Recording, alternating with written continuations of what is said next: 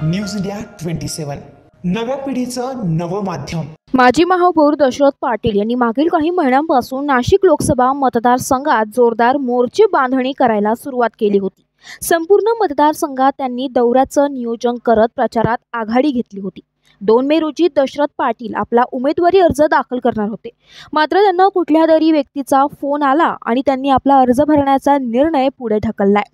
3 मे रोजी त्यांची उमेदवारी बाबत कुठलाच निर्णय न झाल्याने अखेर त्यांनी लोकसभा निवडणूक न लढता थेट विधानसभेची तयारी करण्याचा निर्णय घेतलाय।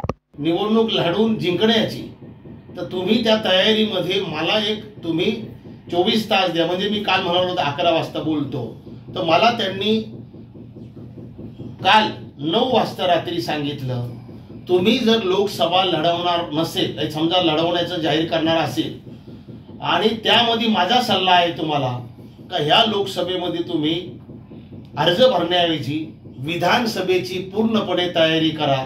आणि मग तोच संकेत मी घेऊन आज ठरवलंय का आता मी नाशिक लोकसभेचा अर्ज भरणार नाही। याचं कारण मला फक्त निवडणूक लढून कोणाला फाडायचं नाही आणि कोणाला जिंकूनही द्यायचं नाही। यासाठी मी आता अर्जाची जी तयारी केली होती ती पूर्णपणे मी आज माझ्या नाशिक जिल्ह्यातील मी 300-350 गावांच्या पुढे ज्या भेटी दिल्या होत्या, त्यांनी मला जे बळ दिलं प्रत्येक गावातल्या नागरिकांनी, त्यांचे मी मनापासून आभार मानतो।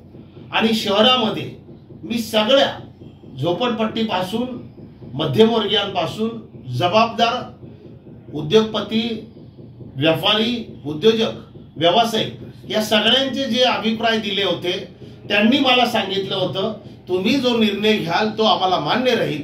मी त्यांचे देखील माझ्या नाशिक शहरातील ग्रामीणच्या सगळ्या जनतेचे मनपूर्वक नातेवाईक, मित्रपरिवार आणि माझ्याबरोबर फिरणारे 5 अधिक त्यांना बळ देणारे विविध या सगळ्यांना मी मनापासून धन्यवाद देतो, त्यांचा ऋणी आहे। आणि म्हणून मी आज हा अर्ज आता मी भरायला जाणार नाही हे जाहीर करतो। तुमचे काही प्रश्न असेल तर मला विचारा।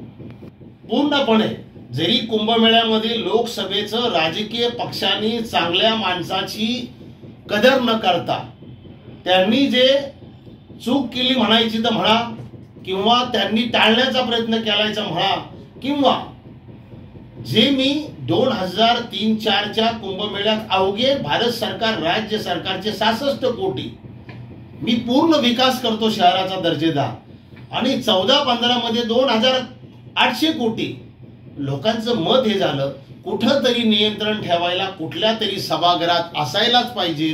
मग लोकसभा जर तुम्ही समजा आता म्हटले तर विधानसभा बाकी, अर्ज भरायची घोषणा होणार नाही आणि लढाऊची घोषणा होणार नाही। विधानसभा पूर्णपणे लढवल्या जाणार हे नाशिककरांच्या वतीने मी आणि ग्रामीण वासियांच्या वतीने त्यांचं न्यूज इंडिया 27 मराठी, नाशिक।